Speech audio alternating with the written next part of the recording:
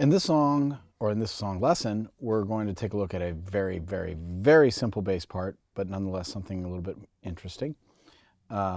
It's Atlantic City, written by Bruce Springsteen, and as performed by the band with Levon Helms.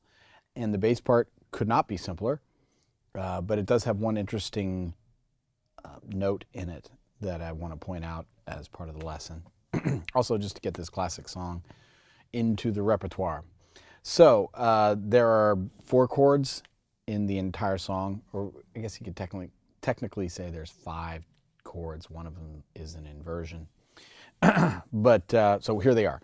We have F sharp minor and A major. And this is the chord that could be considered inverted because there is, in the bass part, he plays an E over that chord a lot of times. So it's where the bass note is the 5th of the chord. And that's fairly, I mean, it's not terribly uncommon, but it's lesser common inversion that you find. Then there's a D chord, open D. And then the last chord is an actual E chord, major. And the bass part, where the chord changes go F sharp minor to A major, D major to A major. It just sort of goes back and forth between those. F sharp minor to A, D to A. But the way the bass part goes is he plays an F sharp, then an E, and that's over that A chord. And then the D. Then the whole thing goes again, but we go F sharp minor to an actual A, then D to an A. Those are the 2 cycles. So F sharp minor to A over E, then D and A. Then there's F sharp minor straight to the A, and D to an A. So let me play this in time for you. 1, 2, 3, 4.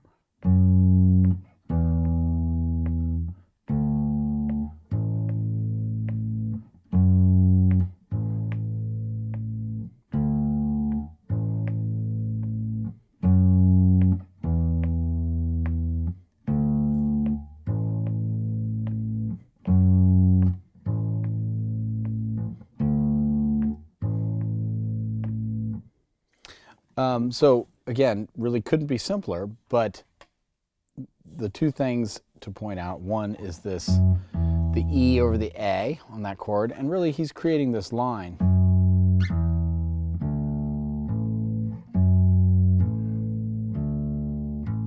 And what that does is give us a variation between the first cycle of those chords and the second cycle of those chords.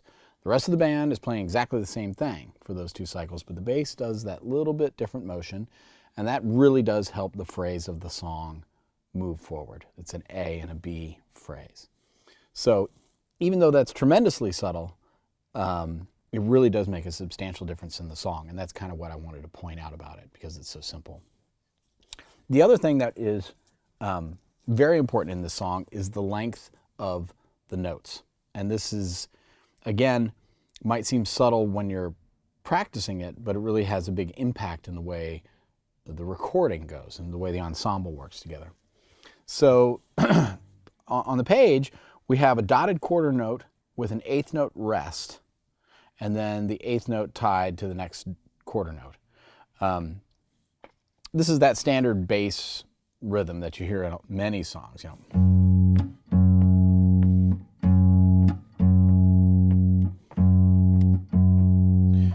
But the key thing here is that rest. In other words, the end of the note is equally as important as the beginning of the note.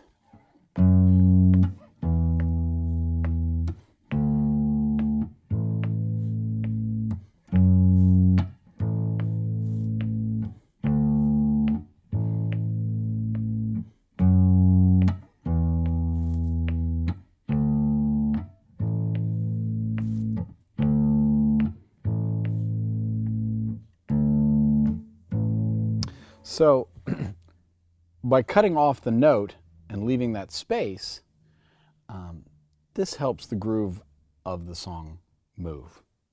And there's really no other rhythm going on, or at least it's very subtle in this version of the song. That on the surface, the bass part seems boring and uninteresting. But if you play these note lengths precisely, and the drummer's playing the part that he played, everything will work together, and it goes with the guitars and everything else in the recording. So I'm just trying to point that out, that putting the rest in the music there is not unimportant. It does actually mean a lot, especially for bass players. Because remember, when you hit this string and you have a big amplifier and you're moving lots of air, you have lots of energy in either the recording or the live performance, wherever you're at. And controlling when that energy starts, of course, and then when it stops is equally as important. I mean, it's the difference between, like if we just left no space at all and just had nothing but sound, it would sound like this.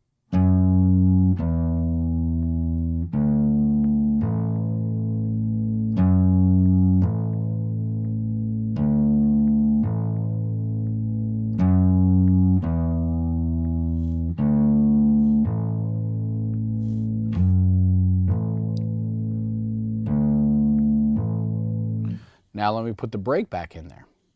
2, 3, 4.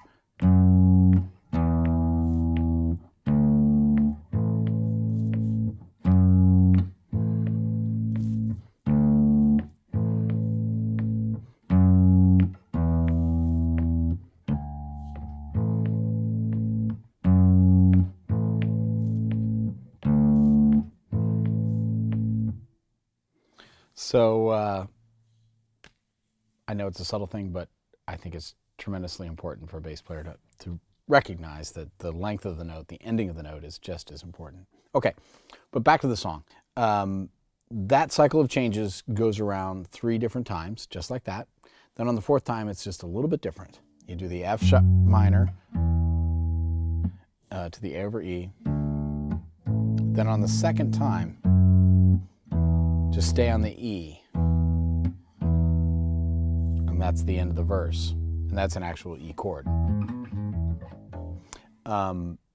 So when you're playing the E chord, that always marks the end of a verse, because the chorus is exactly the same as the verse, minus that. So when you get into the chorus, you go through the same set of changes.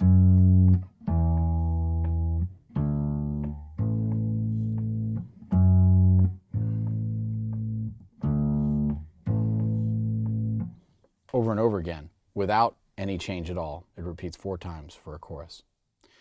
So again, this is a very simple song. Then we've got the bridge, and the bridge is the only other real change in the song. It uses the same chords, just in a little bit different order.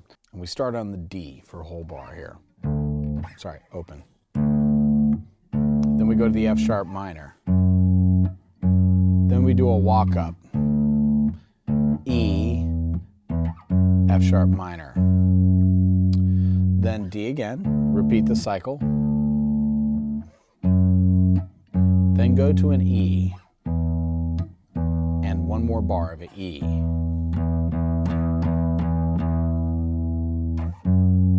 And then it goes back into the verse again. So let's look at that again.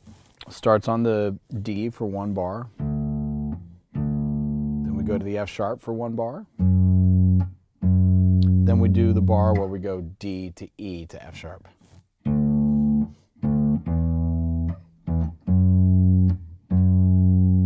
Do the same thing again. D, F sharp. Then we go to the E. And then here's where the rhythm changes.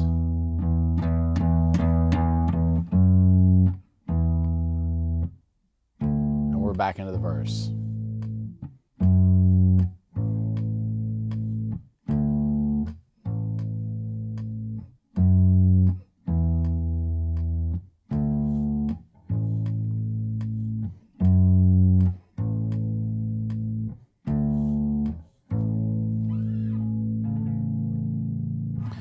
And that's it. That is Atlantic City. Bruce Springsteen as played by Levon Helms and the band.